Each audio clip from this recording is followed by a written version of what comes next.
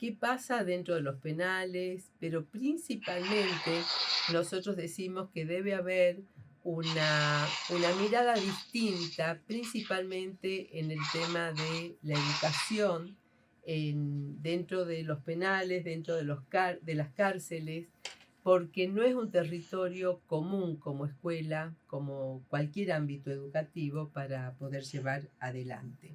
Y no es un tema menor, no estamos acostumbrados a hablar de estos temas. ¿A quién tenemos en línea?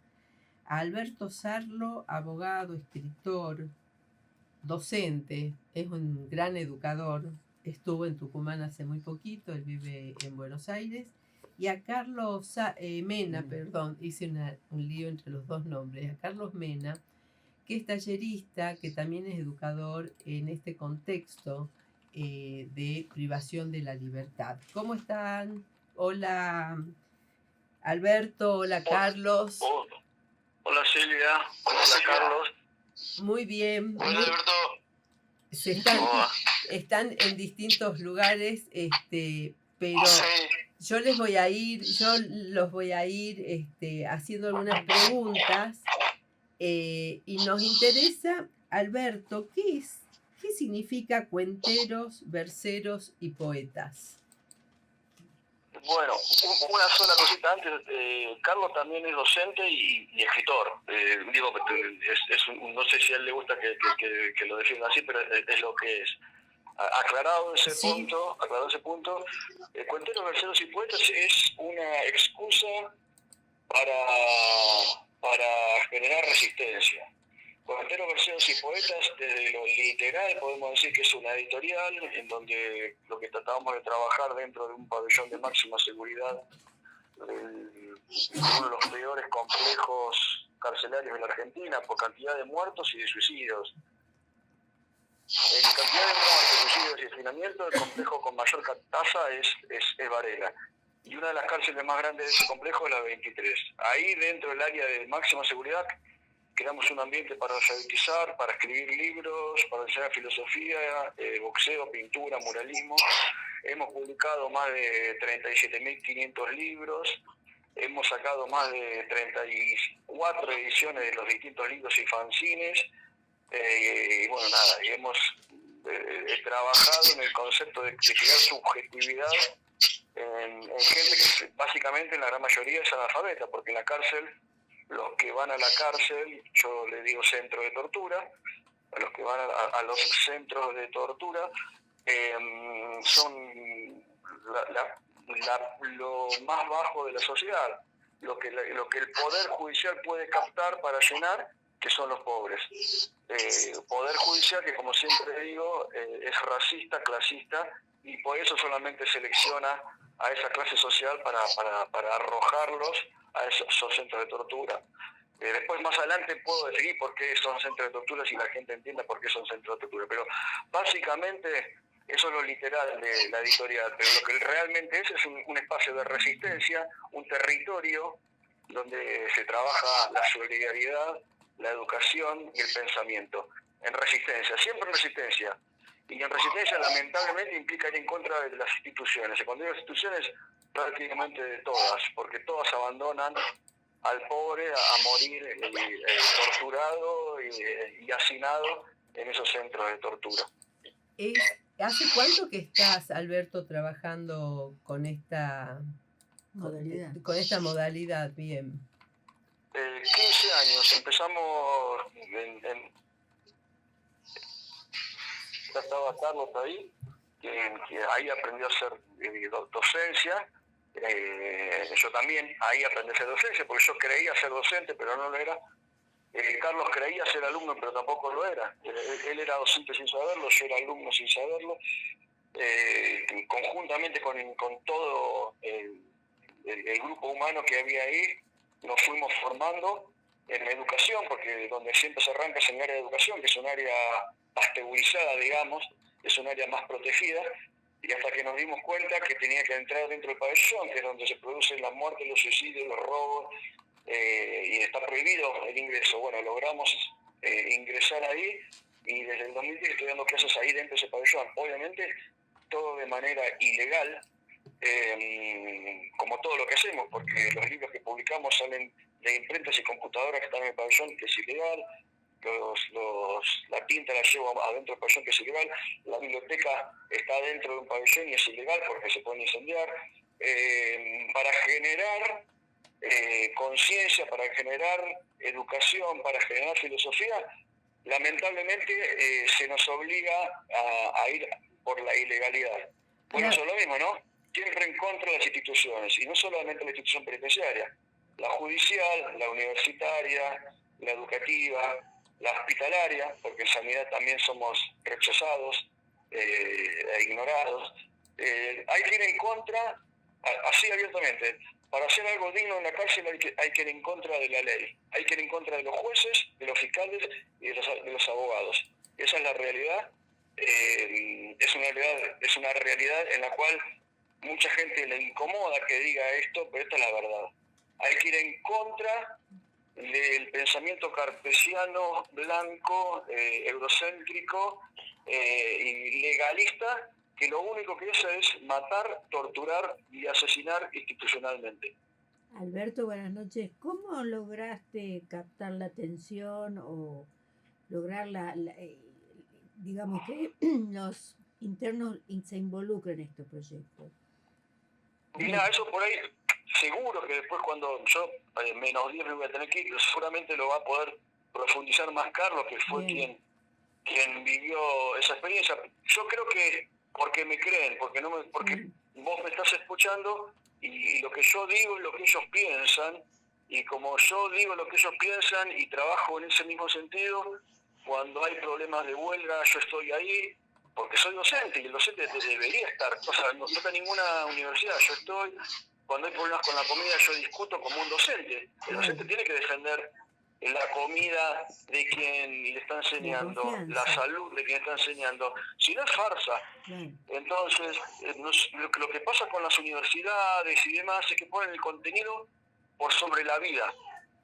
Claro. Les interesa más el título de saqué a un preso, o sea, saqué a un negro, saqué a un nadie, saqué a un chorro con un título de abogado o de periodista, y le importó un camino que hayan muerto 20 o 30 en ese lapso en el mismo pabellón, porque no se meten en los pabellones, porque no. Yo hablé con un profesor universitario, Carlos fue testigo, lo escuchamos, no voy a dar el nombre por una cuestión de códigos que tengo, pero un tipo bueno, ¿no? Esos docentes respetados, queridos, de muchos años en las cárceles. Y estábamos hablando con Carlos que limpieza de tal pabellón y limpieza. ¿Y qué es limpieza? El tipo había estado 25 años, ¿te acordás, Carlos? 25 años enseñando en la cárcel y no sabía que a los líderes de los pabellones, que son presos, le dicen limpieza. Este es el problema de la educación cartesiana. Les importa un pito la vida en sí. Por supuesto, son buenos, votan por gente con derechos humanos, cantan el himno nacional, son requete contra buenos. Pero a la hora de comprometerse con el otro, de arriesgarse por el otro, no lo hacen. Entonces, como a mí los alumnos me han visto arriesgarme, pelearme con los penitenciarios, pelearme con los jueces, me creyeron. Y como me creyeron, enseñar filosofía, Foucault, Sartre, Platón, es fácil. Alfabetizar es fácil. Enseñar Borges es facilísimo, porque te creen. Cuando te generan ese territorio y esa confianza. Exacto. Por eso me invitan de Cambridge, me invitan de Londres, de Italia, me invitan porque no puede. En Cambridge quisieron hacer algo parecido y mataron a un profesor. Porque van con la idea policial. Claro. Porque no se integra el proceso del policía, porque por ser parte de la policía. Entonces, bueno, y por la misma policía que tortura, porque en Inglaterra yo vengo de allá, de dar unos cursos ahí en Cambridge, y es el mismo dispositivo de tortura que acá, no es que no se crean que allá están mejor. Allá está más limpio, allá más todo mucho más prolijo, pero es el mismo dispositivo. Van los inmigrantes y los pobres yanquis, los drogadictos, nada más, la clase más baja inglesa. Entonces, y son la mayoría color oscuro. Entonces son los mismos dispositivos. Entonces, respondiendo a tu pregunta, porque me comprometo en el territorio. Insisto, el territorio no solo toma el espacio físico, el territorio es el espacio emocional, el espacio de resistencia, y el espacio en donde el contenido sea la filosofía, la literatura, la alfabetización, lo que sea, geometría, periodismo, lo que sea, siempre tiene que estar detrás de la vida del compañero. Así Eso es. no tan básico lo que digo, no lo hace nadie eso. Ninguna universidad lo hace. Van los profesores universitarios, pasan por enfrente de la fila de las madres y de los hijos, saben que se están a 45 grados al sol, ninguno se acerca a decir que se apure, nada. Yo iba, discutía con los policías que estaban en la fila, cuando había abuso sexual, que es algo que pasa todos los días, abusan sexualmente de las parejas y les roban la comida, yo armaba un despelote bárbaro, ningún universitario me apoyó. Cuando hubo huelgas, no hubo solo cosa. Cuando estuvo el motín del 2020, el peor de todo, yo fui el único civil que fui a negociar. Ningún profesor, ningún rector, nadie. Esa educación está caducada, esa educación cartesiana. Pero lo que pasa, Alberto, es que este es un tema que no es trabajado, no se lo trabaja en ningún sector, ni en el sector del trabajo, ni en el sector de la salud, ni en el sector de la educación, en ningún nivel, porque estamos formateados o pensados como sociedad para las instituciones que funcionan en lo cotidiano, pero con una mirada totalmente de una organización de un Estado que son los tres poderes.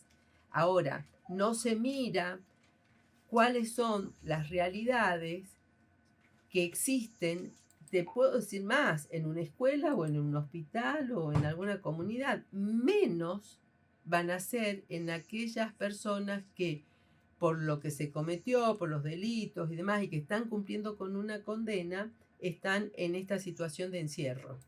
Tampoco se puede entender que lo que se perdió es la libertad, pero los otros derechos que tienen que ser el derecho a la vida, a la comida, mientras cumplen condena, es un debate que nos debemos como sociedad.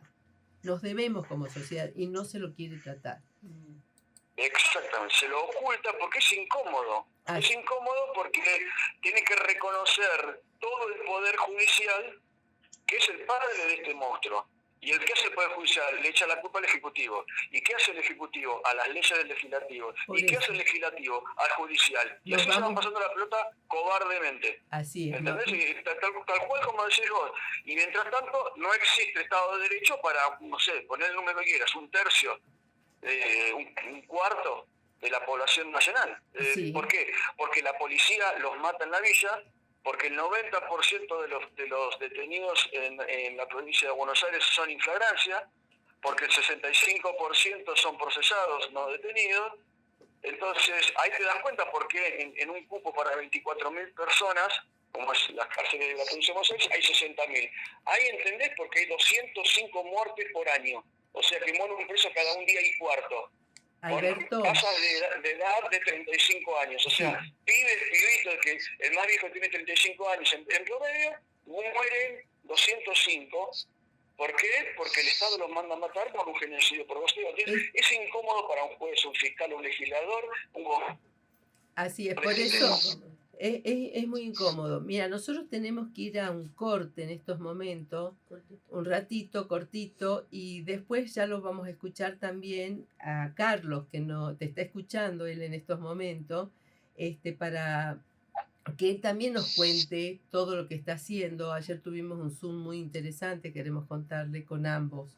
Y estuvieron en Tucumán también. Y esto que decía Alberto, que Carlos también es escritor, hemos sacado el interés legislativo de unos libros donde Carlos Shakespeare, se llamaba Shakespeare subversivo. Así es, muy interesante. Nos vamos a un corte, no nos corten ustedes, pero ya Pablo acá nos lleva a otro lugar. Ahí volvimos. ¿Cómo estás, Carlos? Bueno, estamos ahora, Alberto Sarlo se tuvo que retirar, ya manda saludos a todos y seguimos con Carlos Mena. Carlos, contanos esto. Alberto terminó en su diálogo con Agenda Central poniéndote como ejemplo cómo de un lugar tan tremendo como el penal donde vos estuviste, sale una persona tan interesante, tan solidaria, tan sólida como vos. ¿Por qué no nos contás un poquito? Hola a todo Tucumán, que yo no conocí con Kevin Lehmann y con Alberto. Tengo un poco de tos porque estamos en la Patagonia, hace frío. Como es, yo escuché a Alberto recién, y hace mucho tiempo yo que no hablaba con Alberto, me voy a desvirtuar un poco de la pregunta, pero voy a volver al punto. Yo quería decir y aprovechar, bueno, como dije, primero un saludo a todo Tucumán, que me encantó ir, y después sobre el tema de Alberto en contexto de encierro, que él le dice centro de tortura, ¿no? Que tiene razón también. Yo tuve 15 años preso, en casi 45 penales, más o menos, 50 no, porque estos últimos años que yo estuve tanto tiempo preso, como hace ya 8 o 9 años que estoy en libertad, gracias a Dios no los inauguré porque son penales nuevos, ¿no? Pero Alberto Sarlo, la verdad que nosotros tuvimos la decisión de recibirlos en nuestro pabellón, de pabellón 4, porque nosotros vivíamos hacía años ahí cuando él llegó a la escuela en el área de educación. Y nosotros decidimos ir a audiencia con el director de la cárcel, el jefe de penal, como éramos supuestamente presos peligrosos, y decidimos que entre al pabellón para que no entre la requisa el día que él venga. Intereses de los presos, ¿no? Sí. Cosas que él no manejaba en ese entonces porque él era un abogado que venía con buenas intenciones, con un corazón marxista, ¿no? Sí. Pero nosotros no sabíamos ni siquiera qué significaba marxismo ni nada. La cuestión que todos tenemos intereses. El interés de él era humanizar y el nuestro era o fugarnos o que la requisa no nos lleve los celulares o la faca. Sinceramente eso. Qué realidad. ¿Qué realidad la que estás pintando? Claro, porque es una realidad, una suposición, ¿no? Que Alberto se apropió mucho del pabellón y de la causa, que es una causa de los imperdonables, que es una causa de los no queridos, de los ninguneados, de los desdentados. Él dice de los marrones, y yo soy marrón oscuro, como es. Y es como que se apegó tanto que ya es uno más. Pero él vino de afuera siendo un abogado y nosotros le abrimos la puerta de donde nosotros vivíamos, soñábamos, matábamos.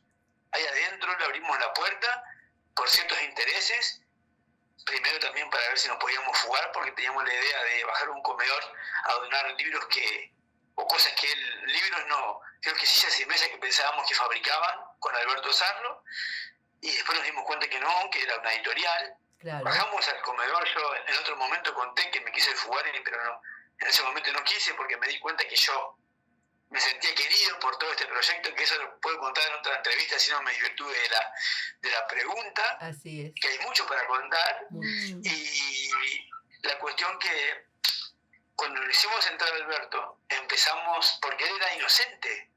Era una víctima Alberto para nosotros, en un principio más de todas las víctimas. Seamos honestos. Claro, después, él empezó, por lo menos conmigo, porque el primero que tuvo vínculo él fue conmigo, bien así aferrado, y yo con él, obvio, ¿no? Fue recíproco. Y yo empecé a darme cuenta que el chabón no era mentiroso. Y empecé a darme cuenta que no era malo, que tenía buenas intenciones, y muchos pensaban que era de la Policía de Investigaciones, de Servicios Especiales, del Servicio Penitenciario de Investigaciones para investigar las grandes bandas, porque teníamos bandas de gente peligrosa en el pabellón. Claro. Porque yo, con otros muchachos más, nos encargábamos de perseguir gente muy peligrosa.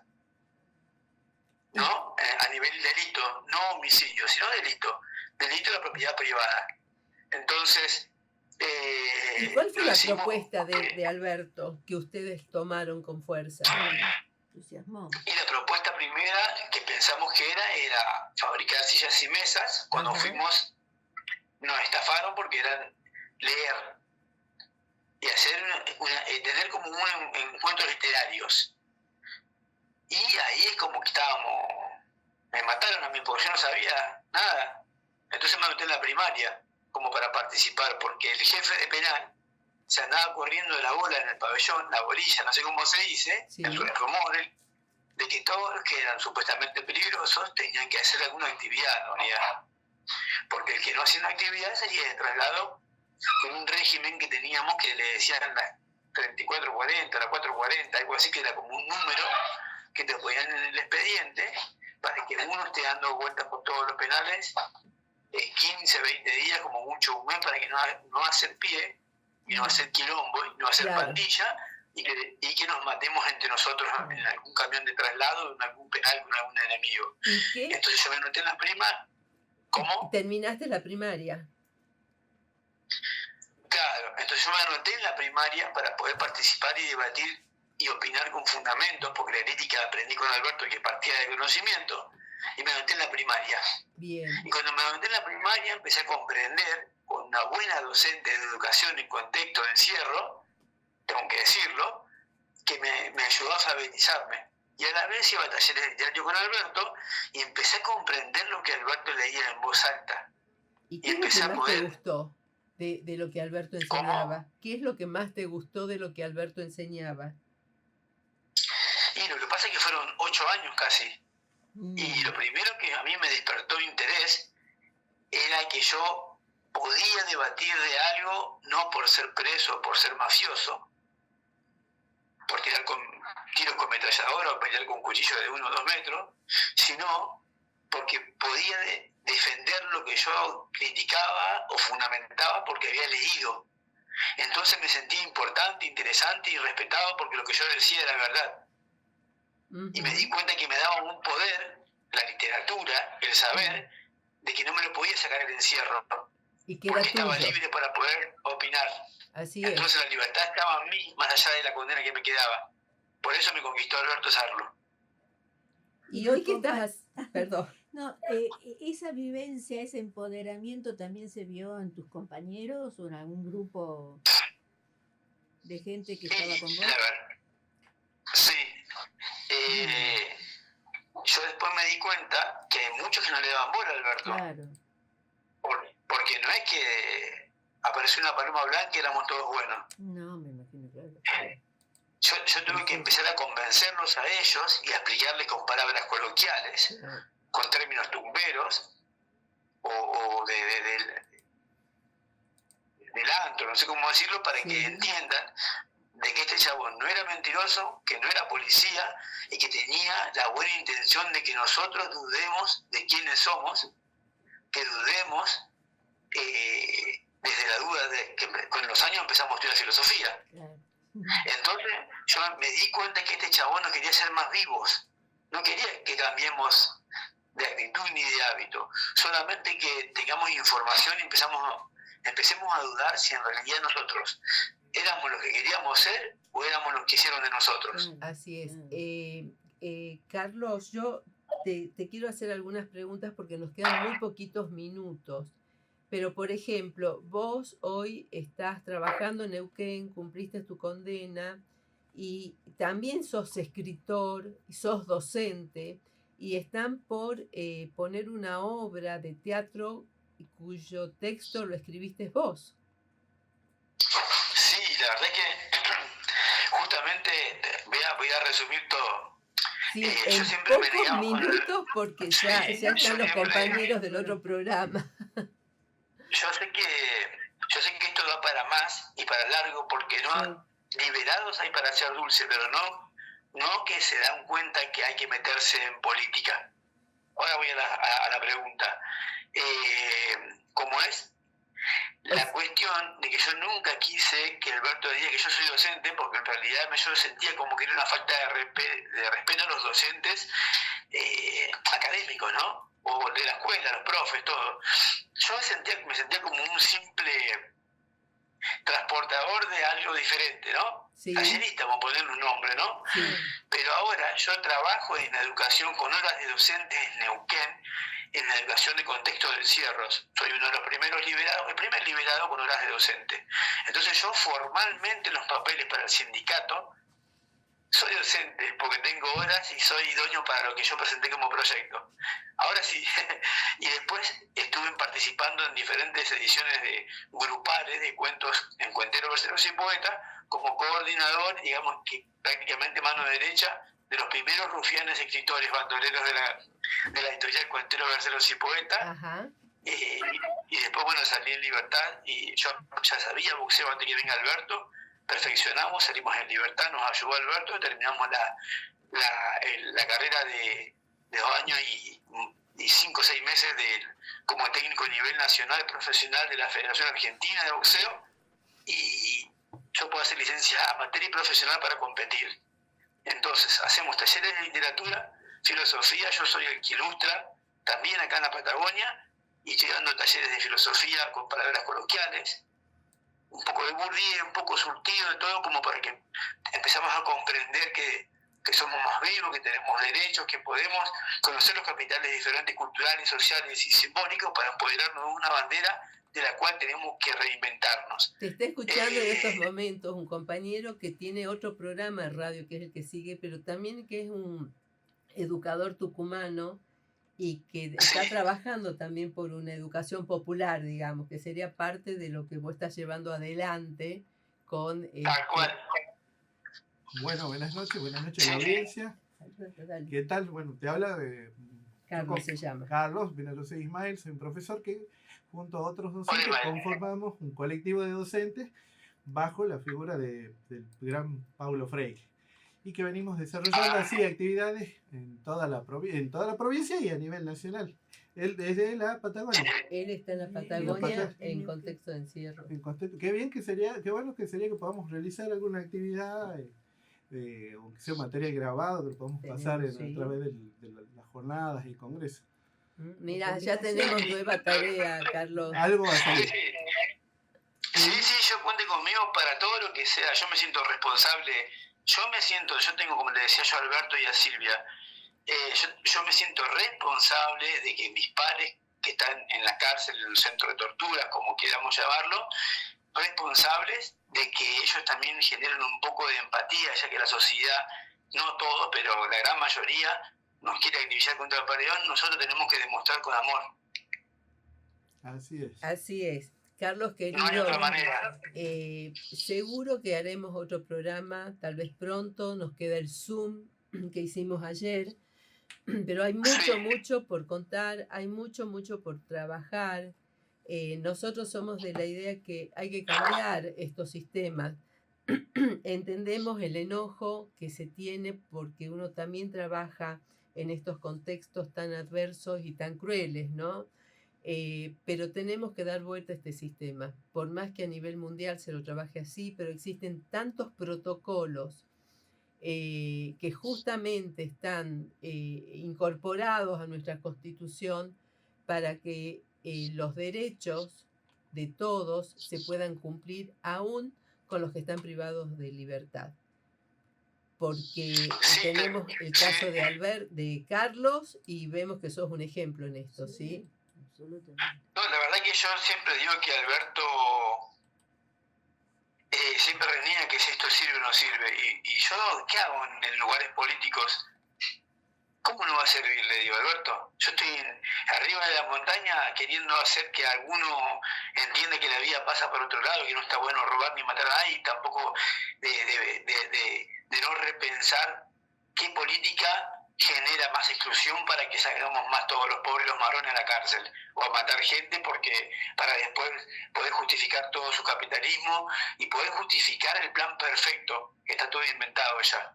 Solamente con cultura y compañerismo podemos salvar un poquitito de cada cosa. Yo hoy decía, es como que mi rol, Alberto para mí, es mi maestro de cabecera, y como yo voy a la unidad, a las cárceles, a los barrios también, a intentar de ablandar o de aflojar una tuerquita en un corazón, en corazones oxidados. Así es. Poquitito, de a poquitito. No puedo hacer mucho, pero es una responsabilidad. Así es, de esto se trata. Carlos querido, fue un gustazo volver a encontrarnos. Igualmente, chicos. Vamos a estar en contacto. Bueno, acá Ismael también seguramente. Ya vamos a pedir el contacto para hacer una nota para así es. Nuestro programa. Que es un grupo de educadores. Pero bueno, mil gracias. Disfruta de tu familia hermosa que lograste armar y de todo lo que estás haciendo, y hay que seguirla. porque el camino es largo, con muchos obstáculos, pero si somos más lo vamos a lograr. Así que muchas gracias por esta experiencia acá en la radio de la Universidad Pública, ¿sí? En Agenda Central. Muchas gracias. Gracias. Muchas gracias, chicos. Un abrazo grande a todos. Gracias.